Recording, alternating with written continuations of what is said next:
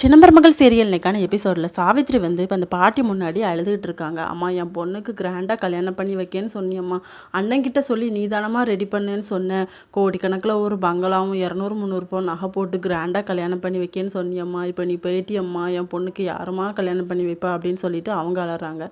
அப்போ நம்ம ஈஸ்வரி வந்து என்னடா இவா வாயில் வந்ததெல்லாம் சொல்கிறாள் அப்படின்னு சொல்லிட்டு அவங்களும் ஒரு நாடகத்தை போடுறாங்க.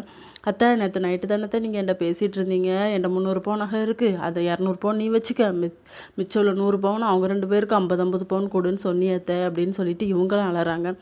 பாட்டி வந்து நினச்சிட்டு இருக்காங்க, அடிப்பாவிகளா, இவ்வளோ நேரம் நான் செத்து போயிட்டேன்னு நல்லதுன்னு பார்த்தா என் சொத்தம் இப்படி பங்கு போடுறாள்கள் அப்படின்னு சொல்லிட்டு கருப்பு கிட்ட கேட்டால், என்ன அப்போ இப்படிலாம் சொன்னியா அப்படின்னு சொல்லி, நான் எங்கடா சொன்னேன், அவ்வளோலாம் வாயில் வந்தது போட்டுட்டு அடக்காளுங்க, தயவுசெய்து தூர போக சொல்லிட்டா அவ்வளோ 2 இடத்தையும் அப்படின்னு சொல்லிட்டு கருப்பு வந்து அதையே சொல்லி சமாதானப்படுத்திடுறாங்க.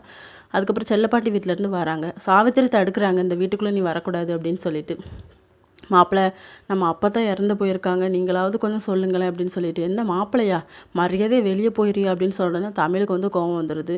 எங்கள் அப்பா வந்து இங்கே வந்தால் என்ன நம்ம 2 பேருக்கு வந்து லீகலாக டைவர்ஸ் ஆகலை, அதனால நான் வந்து இந்த வீட்டோட மருமக தான், அதனால அவங்க வரலாம் அப்படிங்கிற மாதிரி சொல்கிறாங்க. இதோட இன்னைக்கான எபிசோட் முடியுது.